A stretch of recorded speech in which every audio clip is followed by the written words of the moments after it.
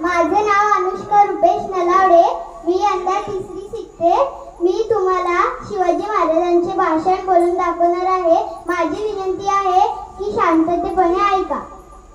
आले किती गेले किती